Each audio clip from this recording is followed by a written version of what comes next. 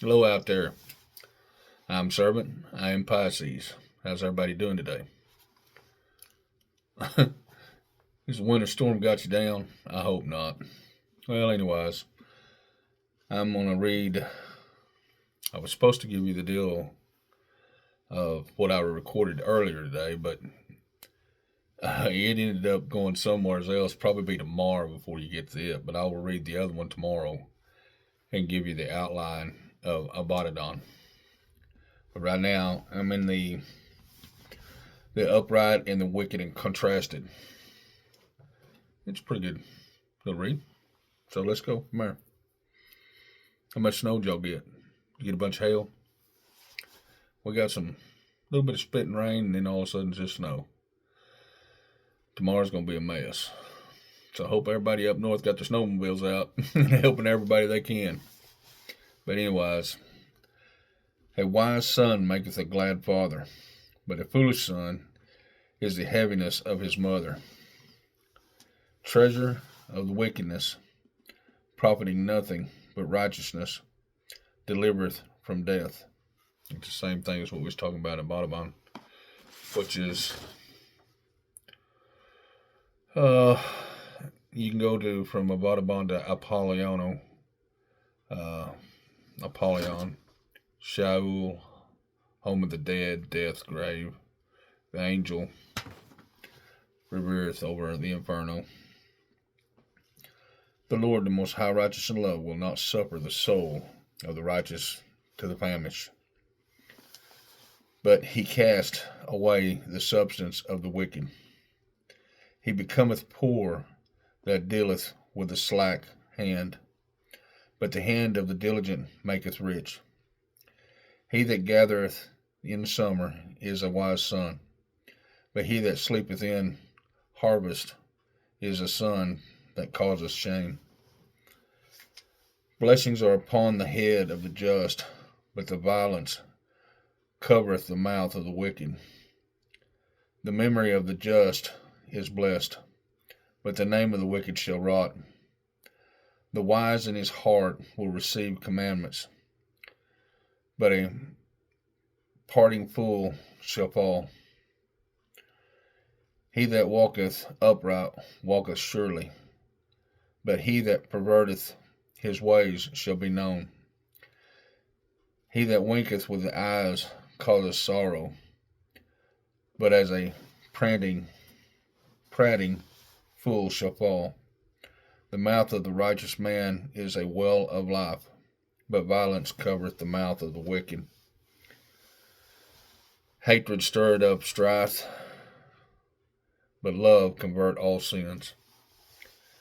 And the thing about it is that we all have troubles in our families. We all had, you know, things happen that we wish it would never happened, but they did. We forgive, but we never forget. And it's hard to understanding that, whenever you love somebody and then they do you in, and it's hard to have any trust at all. And you want to think good and well about them because they're your sons, their daughters, whatever, their cousins or aunts and uncles, whatever. But understand that the point of forgiveness is not forgetting, it's just forgiving it all. The forgiving heart. The Father looks upon that, better than, almost anything. Better. The thing about it is that you are the people of God. You're chosen here. You've been put here on this planet to be taken care of.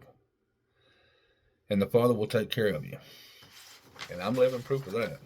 But like I said, I fall back in some of my ways to understand that, I didn't hear about things till I knew I already done wrong. And the point of it being is that the things that we forgot. The deal is that chasing after money, chasing after other objects, when the Father says, I will provide. And your understanding is that you're just trying to help or trying to provide or trying to do this and the other. That's not it. The point of it is that he said he would provide. So understand that the point of chastisement and understanding that, forgive me, Father, I was just trying to help and try to do things. The same thing is with your loved ones. You know, you got to forgive and forget, and you've got to try to make every effort you can to make everything work out fine. No, it doesn't mean that you can forget everything, but you can try. And the point of overcoming the sins, look, there's many, and we are human, and we are made of sin, made to sin and of sin. To do what's right, it takes a pretty solid mind all the time, because the Father wants to spend time with you to get that mind solid enough to understand that, look at here, He's talking with you and showing you things, and all these things are starting, you're getting gone giddy and all worked up, and understand that He just really loves you. And the point that you step over the line, come back, pull back, and just say, Father, please forgive me of any offense I may have caused. Father, please forgive me of my sins. Jesus, I need your love and I need your help. And understand that whatever you've done, you can be forgiven for. But don't, always remember, don't do that again. Don't put it out there again. Lust, the lustful eyes. I was going to read the part of Abraham. The thing about it is that strife, sin, the tongue, look at here. It's an every day that somebody turns over a sin that was normal, okay, in the normal walk of life. And the part of it is that's what I'm saying, that what was way back then and what is now, it's not even near what it should be or what it was.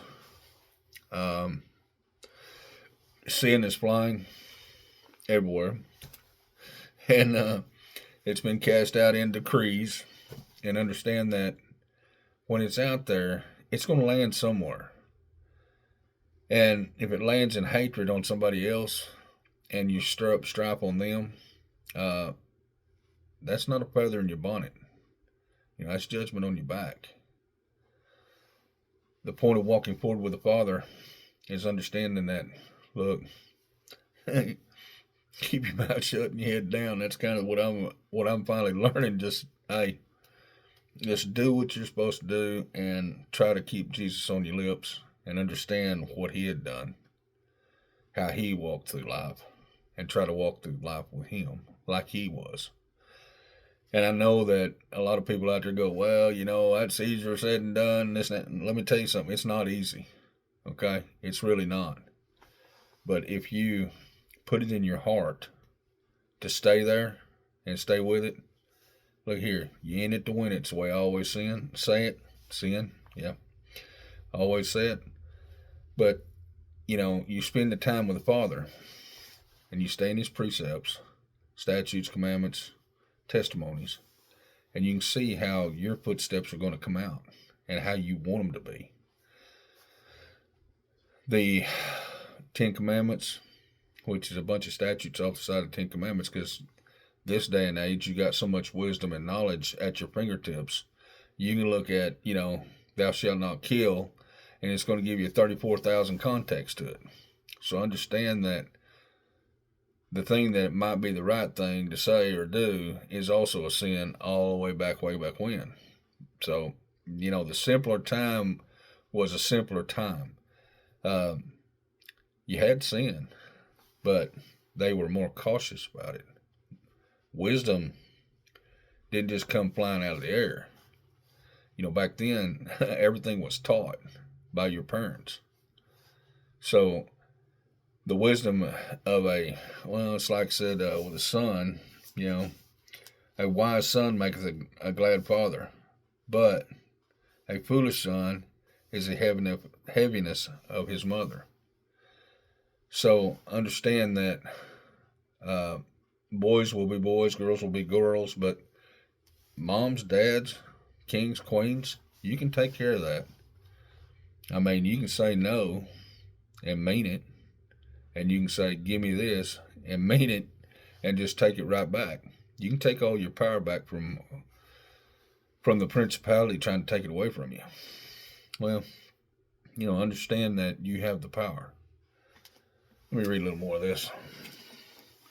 Hatred and strife. Hatred stirreth up strife, but love converts all sin. In the lips of him that hath understanding wisdom is found, but a rod is for the back of him that is void of understanding. Wise men lay up knowledge, but the mouth of the foolish is near destruction. The rich man's wealth is his strong city. The destruction of the poor is the poverty, is their poverty. The labor of the righteous tendeth to life, the fruit of the wicked to sin. He is the way of the life that keepeth instruction, but he that refuseth reproveth reproof erreth. He that hideth hatred with lying lips, and he that uttereth slanders is a fool. In the multitude of the words there wanteth not sin, but he that refraineth his lips is wise. And every day there's always somebody talking about somebody letting something go, and strife, and everybody out there's got that. We get it every day in some way, shape, fashion, or form. But understand that to the point of being righteous is the understanding that you're following God. You're doing his will. You're helping people. You're watching your tongue. You're taking care of your children, even though you got them tied to a tree out back. So understand that all these things that are going on in your life, the strife, the hatred, all these things, it's flying around out there. Like I said, just take 10 minutes and stop somewhere in a school or a bus station or anything. Just listen a little bit. You can hear it all around you. Well, this is the day and age we live in, okay? The day and age of, what's coming. So the downfall of man, is it coming in March? I don't know. Couldn't tell you. But the point of it being is that, prepping up and keeping up and trying to just be a naturally good person. I heard this lady today, she was talking about how women have destroyed themselves. And the point being is, she had a pretty good point, going. And I understand that because I come from way back when. Well, I got to thinking that, the truth is the truth. But you got to understand that the way everybody was led into it, with blinders on, kind of like the same way as a cell phone today. You let off into it with blinders. You don't know that. You don't know what's happening. You don't know what's going on. You don't know what your child's doing with a phone. And then the question come up about the porn. And I'm going, it's really not that hard to solve. It's just cut it off. That's solvable. And after, 2 or 3 years, it's gone. Okay? Then the only problem you got then is, guess what? Then you got lust of the eyes. And you go, whoa. But ladies, gentlemen, kings, queens, princes and princesses, you can take care of that. Always remember, men, you're visual. And you see things as they are. And women, you know how things are. And the point of how you assign yourself out there in the real world is exactly what people are looking at. It makes no difference if you're covered from head to toe or just got one napkin around your head. Understand what it's about. And you do. Nothing wrong with that. Except if it's in the wrong way. So understanding the destruction of oneself.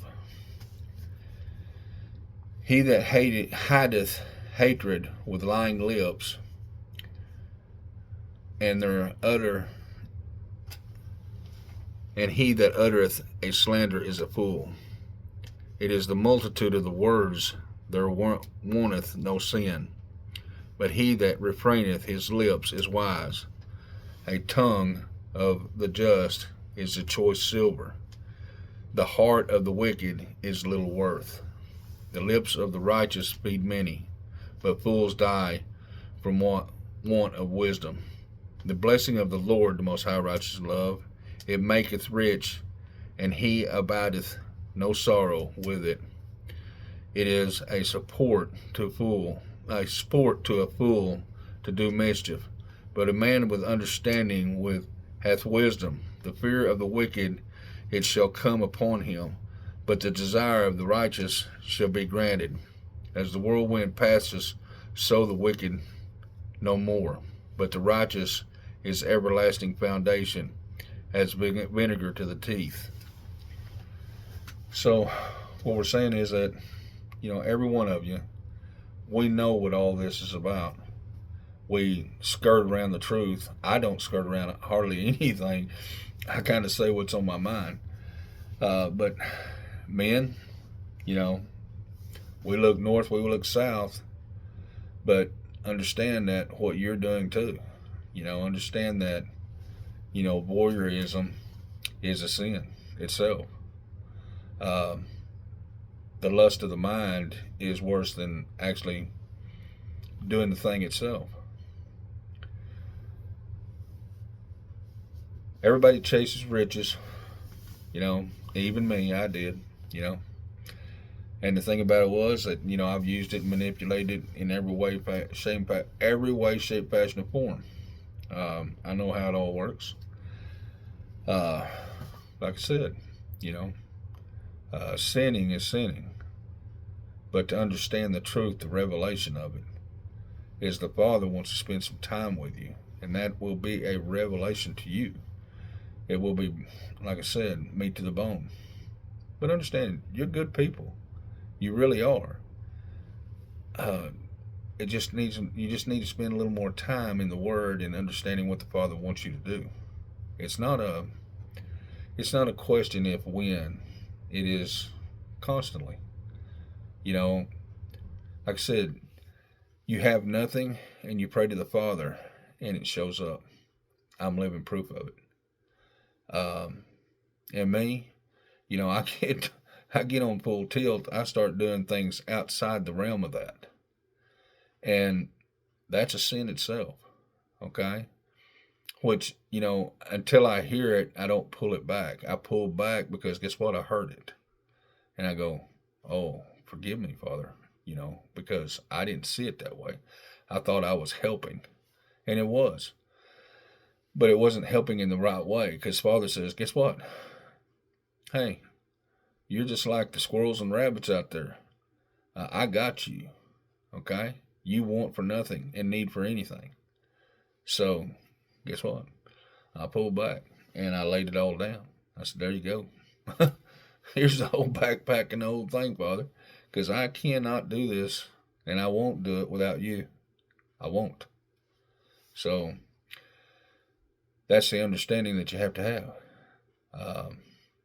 And understand, look, there's a lot to it, okay? There's a lot to it. There's a lot more to it than most people really realize. And once you get to that point that you start understanding most of all of it, then you go, whoa. I didn't understand all this. It's like leaves on a tree. You just look up through there and there's a whole bunch of stuff that you never even thought about. Greed, lust, foolishness, decrees, cursing, all these things have a great big play in the whole game picture, the whole picture of it. So just understand that God loves you. I love you. Anybody out there's got any trouble, like I said, go to Jesus. I promise you, He'll get you. You stay in it, Jesus on your lips all the time, and He'll have you wrapped up and out the back door with another 1,000 cups, before you can even say hello. Well, anyways, I got you at 20 minutes. I'll get off here. I want to say that, Father's right there and He's in you. Jesus on your lips. Legions of angels, okay? Spend a little time with the Father. I promise you, you'll get a jolt out of it. Because He is a joker. Anyways, I'll get off here. I'm Servant. I am Pisces. Have a good one.